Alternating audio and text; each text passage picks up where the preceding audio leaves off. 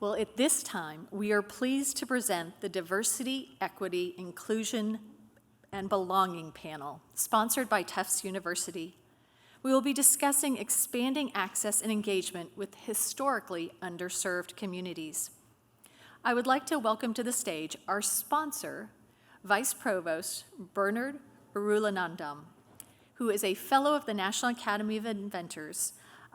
Bernard? Right behind you. Oh, thank you. Thank you. Good afternoon. Welcome to the Innovation Panel, Diversity, Equity, Inclusion, and Belonging, a discussion with the USPTO, which Tufts is very pleased to sponsor. At Tufts University, we are fueled by a deep commitment not just to fostering innovation, but to building an inclusive space where innovation can truly flourish. We firmly believe that DEI and belonging are more than worthy ideals to inspire to. They are vital to creating a better quality of life and to solving the most difficult challenges facing humanity. Our commitment to DEI is evidenced by our deep investment in programs such as the Tisch College of Civic Life, which is a unique construct among higher education. The Tisch is charged with a broad and vital mission to prepare students for a lifetime of engagement in civic and democratic life, and to promote practices that strengthen civic life in the US and around the world. In application, the work of our civic mentors and their students can be seen in disadvantaged communities across the globe, where they work hand in hand with community stakeholders to improve local determinants of collective well-being by addressing the inequities that underline them. I invite you to reach out to Tufts to explore ways in which we can collaborate and partner to expand access and engagement to the communities we serve and to pave the way for a more inclusive and innovative future. And on that note, I'm honored to be able to introduce you to our moderator, Kathi Vidal, Undersecretary of Commerce for Intellectual Property and Director of the USPTO. Kathi leads one of the world's largest intellectual property offices and was named one of the Managing IP's top 50 most influential people in IP in 2022. Kathi is dedicated to incentivizing and protecting US innovation, entrepreneurship, and creativity. We are grateful for her efforts and time championing diversity and inclusion in the field. Please help me welcome Kathi to the stage.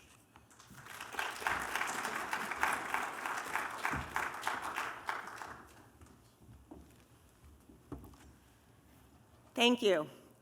Thank you to the members of FNAI for attending this important conference. Thank you for your commitment to advancing invention and innovation in the United States. And welcome to Washington, D.C. There is some important IP legislation that was just introduced, and we're moving a lot at the United States Patent and Trademark Office, so this is a very exciting time to be in Washington, D.C. Note that diversity, equity, inclusion, and accessibility underlie 3 of the USPTO's 5 pillars in our newly released strategic plan.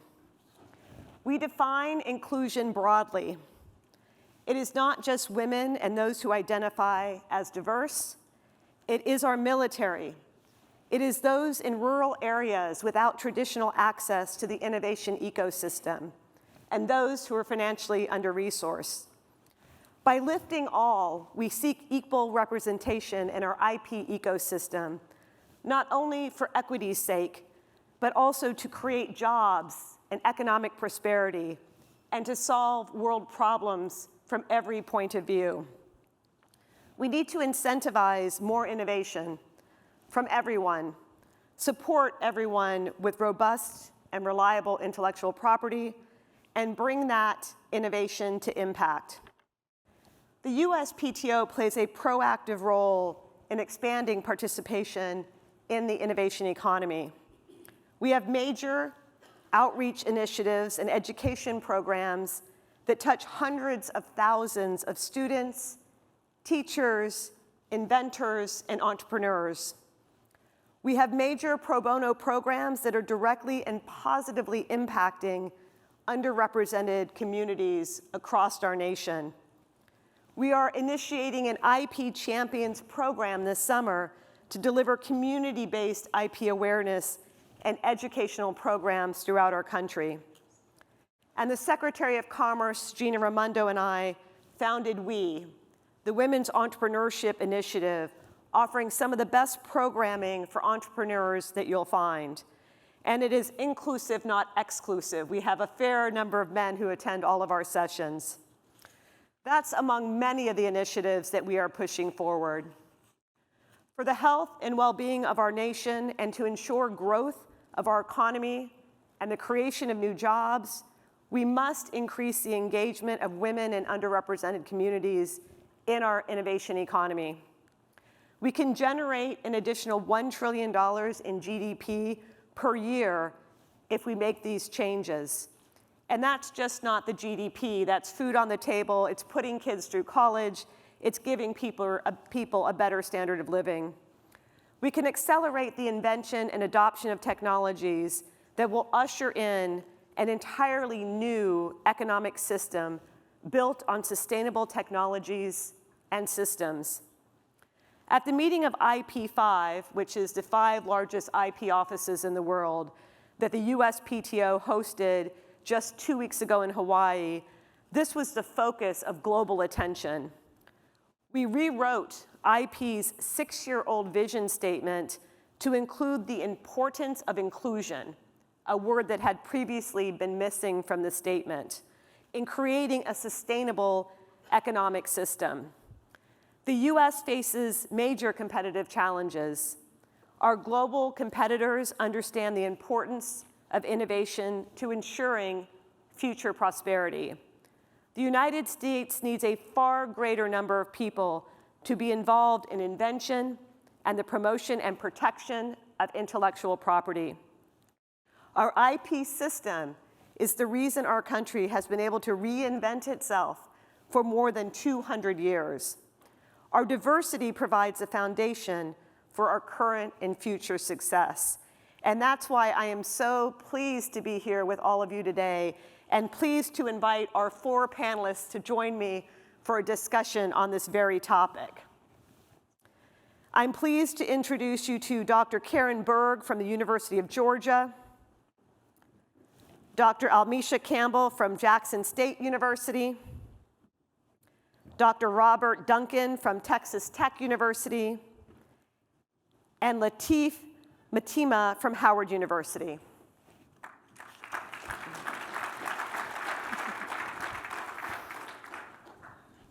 Thank you all for being here. Thank you. Thank you. Thank you. And thank you for my green tea. It's what keeps me going with all the hard work we're pushing at the USPTO for all of you. Would love to just go down the line and ask you to take a moment to describe your views on diversity and inclusion. Well, I think as you and I have discussed before, my views on diversity coincide with yours. You know, we have a tendency to think about diversity in this country as meaning just one segment of the population. We tend to think about it only in terms of race. Sometimes increasingly we think about it in terms of gender, but it's all across the board. It's geographic diversity. It's bringing in people from rural communities, from different parts of the country. It's age diversity. We have seniors who can make incredible contributions.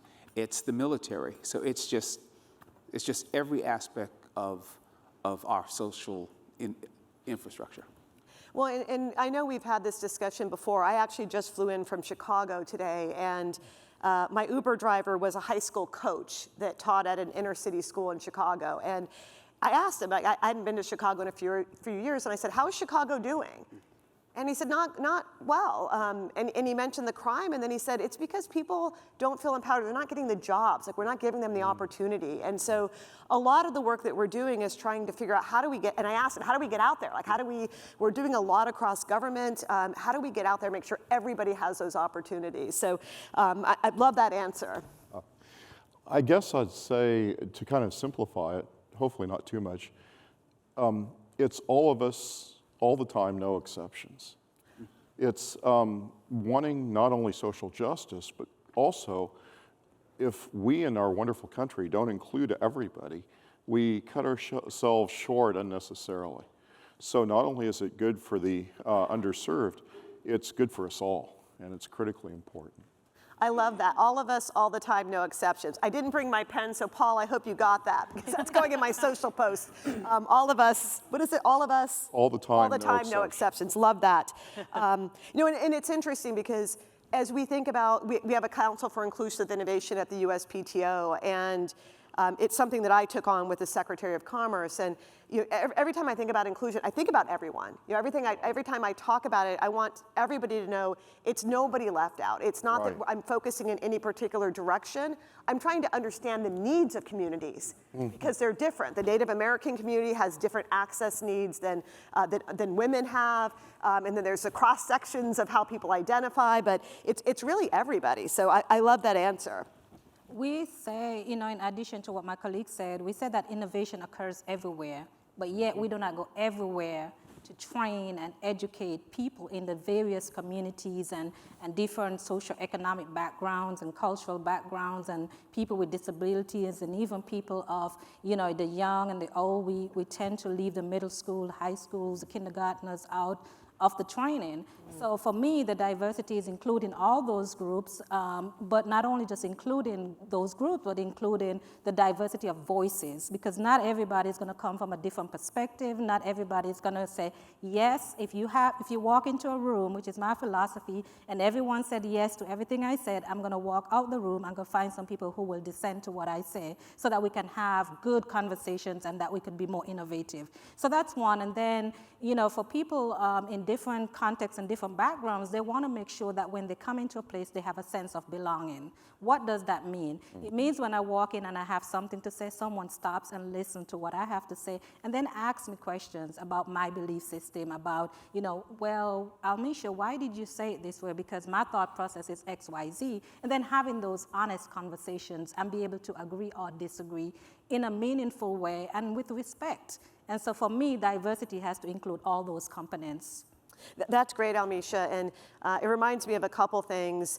One is your point about dissenting. I think that's critical. It's, as my teams know, in every meeting, I take a poll to see if anybody in the meeting has any other thoughts on whatever decision we've made, because we don't get there if we don't have the diversity of views.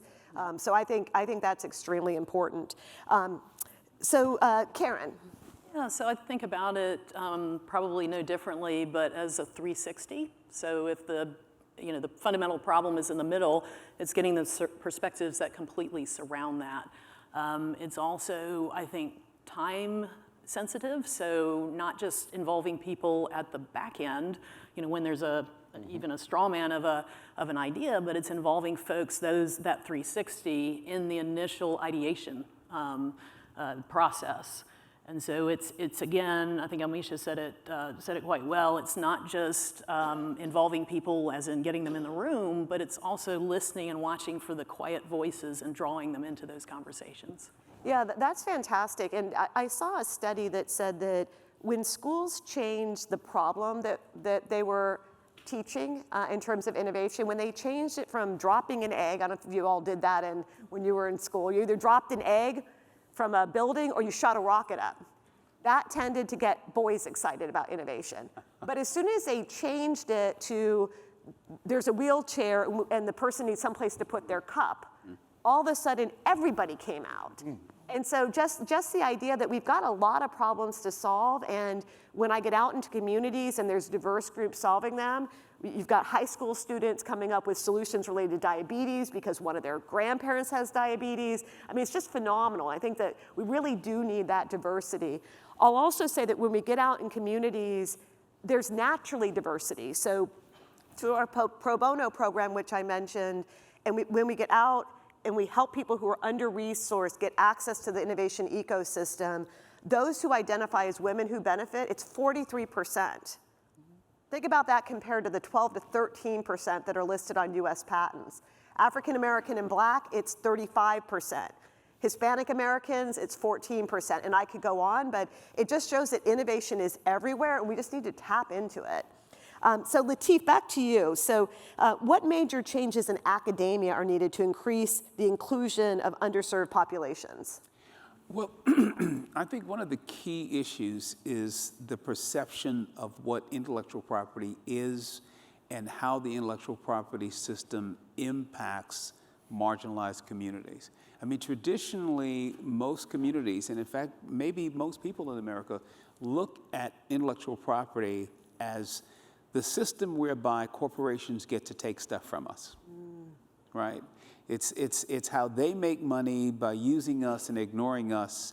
And I think we have to change that perception and help students, excuse me, to understand not only the role that they can play in intellectual property creation, but the benefits to them, the benefits to their community, and pretty much the way that you just described with that problem of, okay, here's a wheelchair. How do we make it more accessible to everyone? Once students begin to see intellectual property, the system, the law, its structure, as a means whereby they can produce positive social change, when they see it no longer as something that attacks them and takes from them, but they see how it is something that empowers them, then all of a sudden everybody becomes excited about and invested in the innovation intellectual property infrastructure. Well, and I would love to work more with academia on that, because I know there's a thought, there was a thought even when I was doing my master's degree, and I couldn't publish what I was doing, and they said, well, that's antithetical. It was confidential, so I couldn't publish it. They said, that's antithetical to academia. But the patent's different, right? You are publishing it, but what you're doing is you're maintaining control over the publication so that you're not offshoring it. You can keep American jobs in America. You can create a business. You can collaborate freely. And so I would love any thoughts on how we get there, either through our discussion today, or I do have an email, director@uspto.gov, because I'd love to solve for some of these things together. So Robert. Yes. Well, I think one thing in academia is just because of prior investment, you don't have an equal. Well, let me just back off a bit more and say that the trick is to be deliberate. People only engage if they feel welcome, if they feel safe and comfortable. And a big part of that is to go and meet people that have been underserved where they are. So I think it's very important, for example, I think we're making great progress in that there are 21 Carnegie R1 extensive research universities that are also HSI. And unfortunately, there are very few in fact, that are historically black universities. But I think that expansion is critical, because people feel more comfortable, more already included, engaged in their local communities. So getting really top universities with outstanding capabilities in their communities and encouraging them to engage in the innovative process and invention.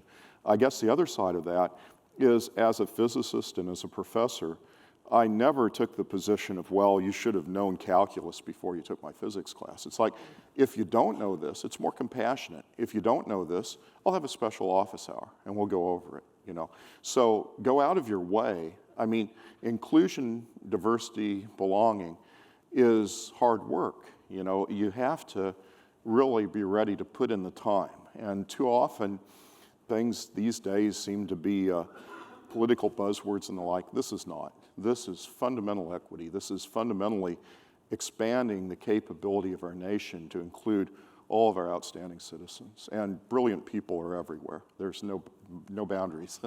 Well, and it's interesting because we're trying to solve for that. So the deputy director, kind of my number 2, is talking to historically black colleges and universities, HBCUs right now, trying to figure out what are we trying to solve for and how can we work together, and to take some of the great tech transfer universities and figure out how we can all work together. And then your point about kind of some of the softer things around academia. I remember I was a mathematical physics major when I started in college, and I got my first exam back in a huge lecture hall, and I got a 68. And I went to go to the professor's office to tell them that I was going to drop out. And he's like, you got the highest grade in the class. Why would you drop out? And I was like, 68? but I mean, what we're, that could have easily led to like more women falling out just because of the systems that we use. So it's good to really think about what are we messaging, you know, as you talk about prerequisites and as you do grading or all the things that you do. Like, are we unintentionally pushing people out? Right. Yeah. Almesha. I would say, having been at a historically black college and university for 14 years, one of the things that I realize is that when a student comes into our university and they said they want to be, for example, biology pre-med, and they're not succeeding well, we do not do a good job of showing them alternate career pathways that they can, you know, still use some of the things that they love into different careers, right? And so one of the things that I observe, because I work with students in the Innovation Center, was saying, hey, have you even thought about tech transfer? You know, in our field, we need people from all disciplines. So I've been intentional about welcoming students from all disciplines, and where in the first year, I was recruiting from every discipline for students to come into the center as innovation fellows, because when you give it a name, it makes it feel prestigious. It makes them feel like they're part of something great, even though it's just students coming together working with me. And then those same students, empowering them to not only learn about the process and to love the process, but engaging them with industry partners and engaging them with federal labs, so they're going in as not only interns, but having scholarships and paying, you know, supporting them financially to do some of those things. And as we're here, those same students in the college that I've trained are training the high school and middle school students through our Young Innovators program. So that empowerment of our students and giving them different career pathways that they can go into really helps them to see, wow, I may not, you know, succeed in this, like you said, you're almost dropped out, but you're giving them something alternate that they can go into. And I'm proud to say that one of the students that came in the summer as an intern to help me with the summer programs, I hired her full-time, effective June 30th. Right? So she's coming in and she's running all the programs, and she didn't know anything about intellectual property. She didn't know anything about innovation. And when I walk into the center and I see her fixing a 3D printer, that gave me joy, because that's not what she intended to do, right? And so we have to allow our students to see the different career pathways, see the different opportunities, and then empower them to follow the path that they can create for themselves. I love that, Almesha, and one of the things it reminds me of is we had a diversity and inclusion session with all of our leadership at the USPTO and brought in an expert, and one of the things that we talked about was a system where you have to opt out versus opt in. Mm-hmm. And so what you just described reminds me of that, and you know, it not only solves for diversity, but you know, it solves for people who don't identify as diverse but might be more shy and might be less, you know, maybe based on how they grew up, they're less likely to opt in. So just creating a system where you're inviting people in, and that's the norm. And if they want to opt out, that's fine, but not making them find a way to opt in. So that's fantastic. Karen. Yeah, so I think along those lines, exposing students coming in to interdisciplinarity as though it's oxygen, not an out-of-body experience that they only get, you know, as they advance in their career. And I think, you know, it's not that they will necessarily, you know, change career course into a different line of inquiry, but it is that they have exposure and expands their opportunities when they leave, and also their way of thinking. I think the National Science Foundation has been just pivotal in helping us listen better as academics, and that's not something that we're very good at. I will say that as a long-serving academic. The reward system is set up on the ideas that, you know, we produce, the honors that we, you know, are able to gain. And the I-Corps programs have simply changed the tone on campus, that, you know, we're now listening. I think that extends into community. You know, we're listening to community where we've never listened before. I think also we've changed sort of the classic way of thinking that we needed to, as far as students go, you know, we needed to explain to them, you know, how we do business.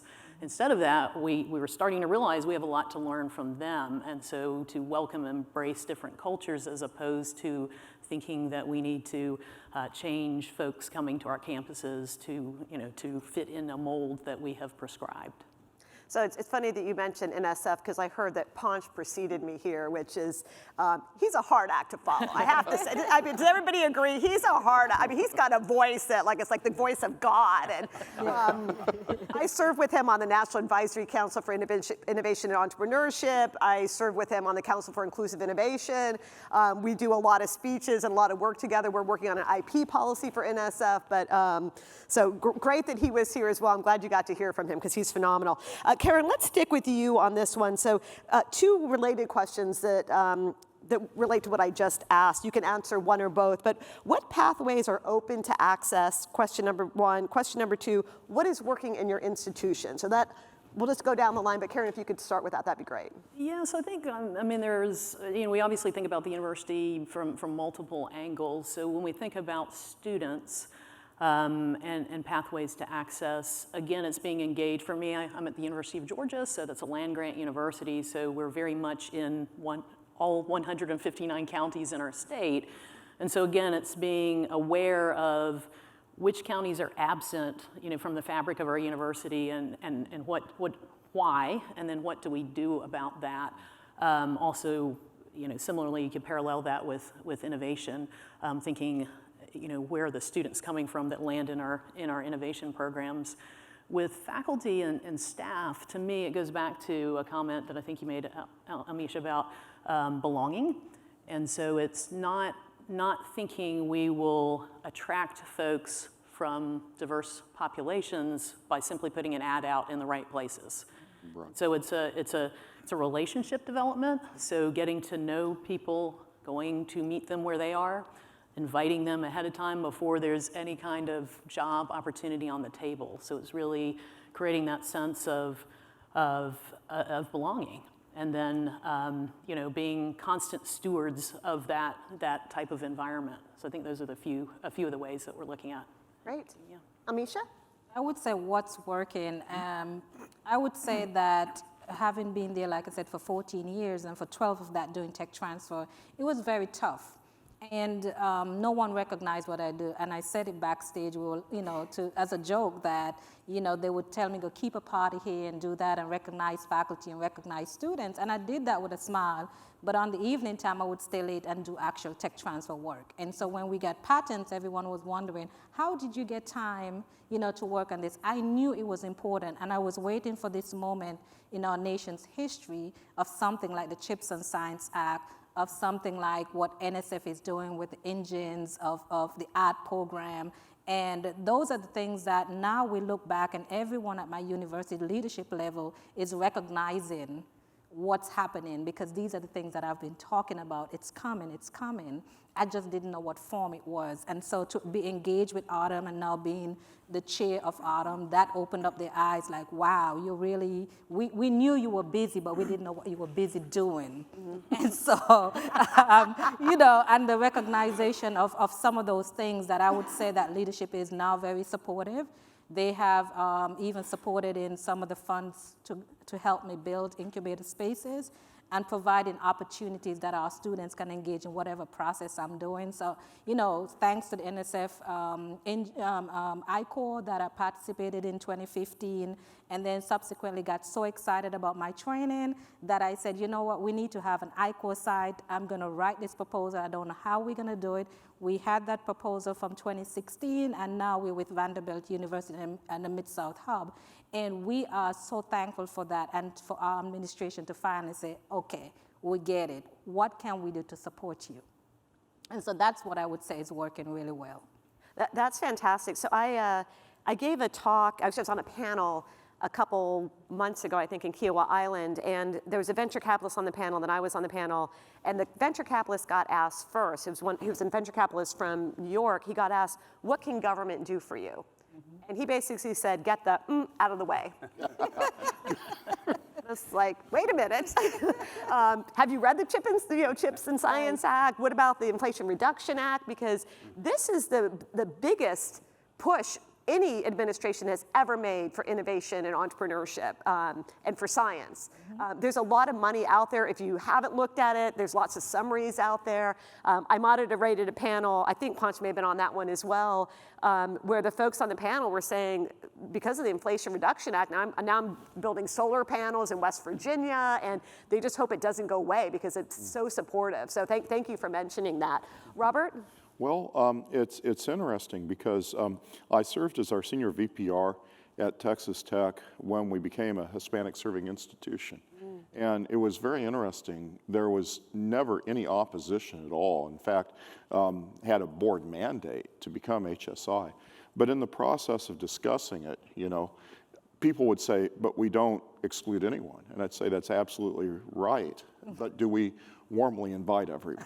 You know, Yes. it's a very different question. Big difference, yes. And I think one thing that I love to do in my classes, but also in general in my research group and people that I recruit onto our inventors list that help invent new technologies, is to kind of get them very enthused and build their confidence about how they can become awesome, you know, how they can become exceptional.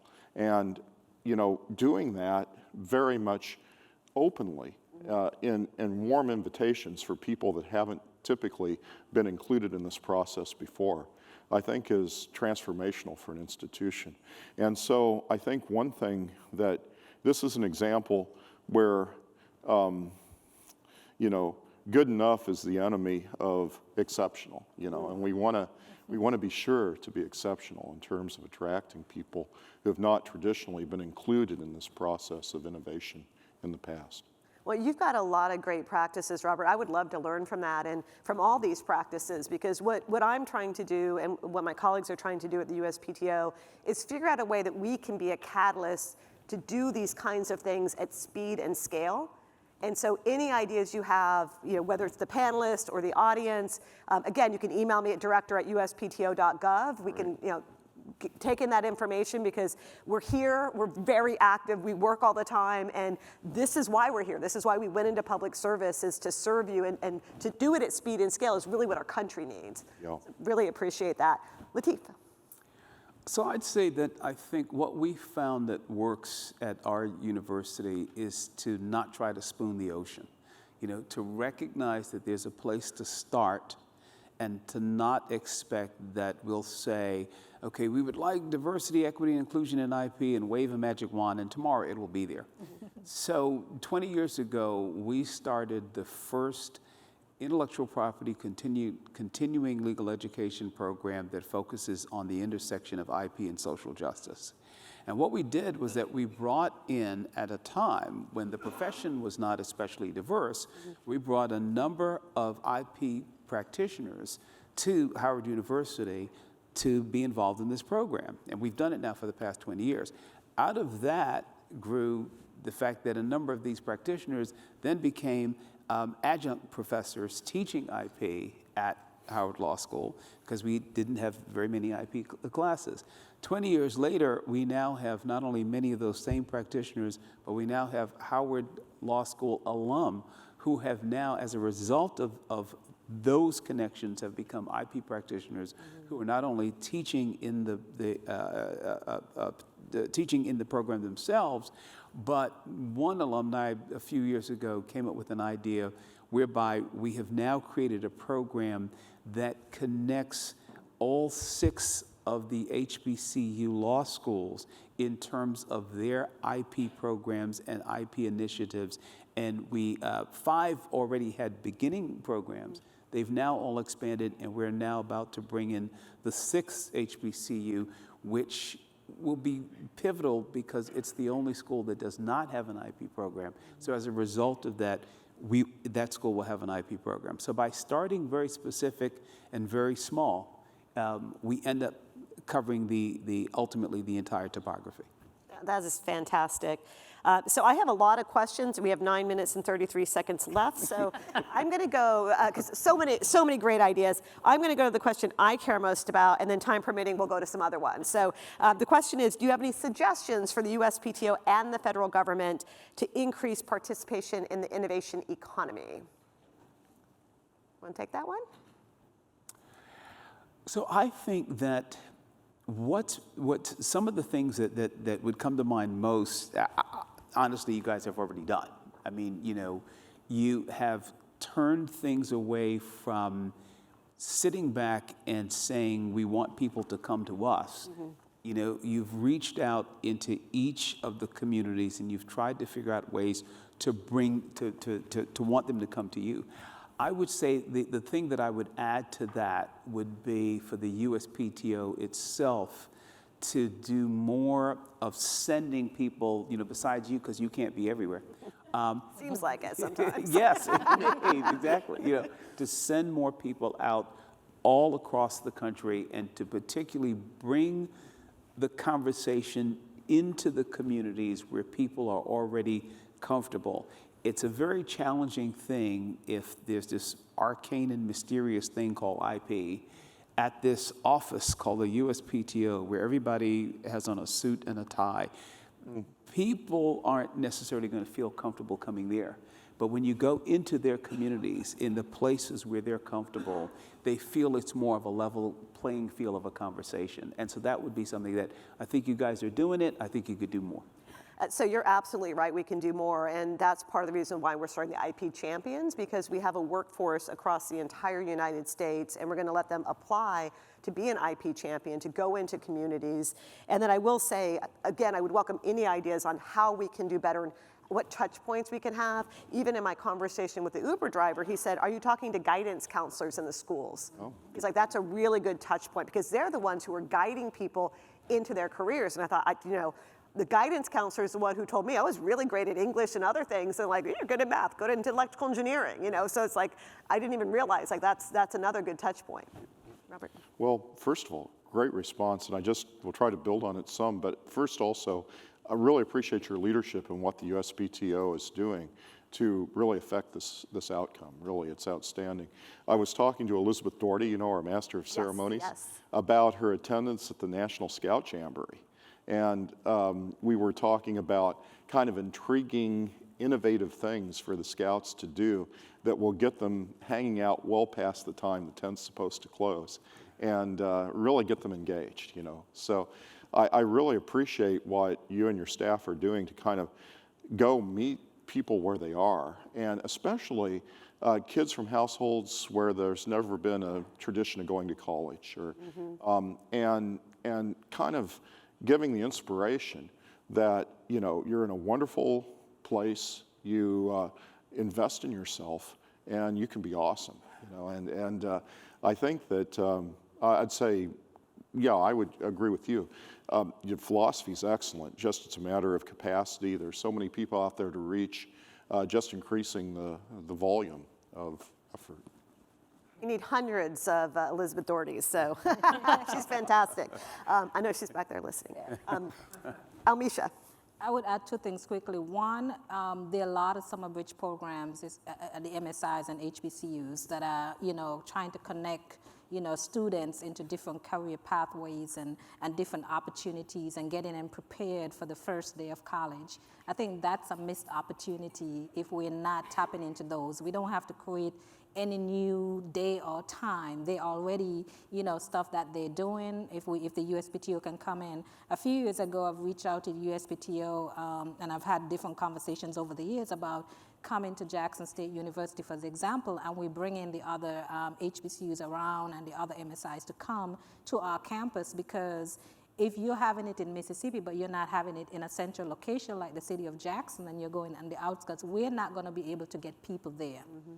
So again, we are excluded. Even if you're in Mississippi, we're still excluded. And that has happened, over the years. Recently, several months ago, I got an email 3 days before the USPTO was on a campus at one of our schools, and we just weren't able to put people together. But if we host one, even if it's a half a day, we can get the people there. It's a central location, and we could get them from, Louisiana, Atlanta, all around to come to that central location to have that. Because if we at the HBCU see you coming, we see it as important, we see it as intentional, we see it as, okay, they really want to help. And that way, they'll be more open and want to learn more and do more within the ecosystem. So it cannot be one person like myself echoing this and being the champion. It's okay, to be the champion, but if you come in even once, they're gonna see that, and you'll see how you're celebrated for the work that you're doing, because I agree with Lateef and my colleague here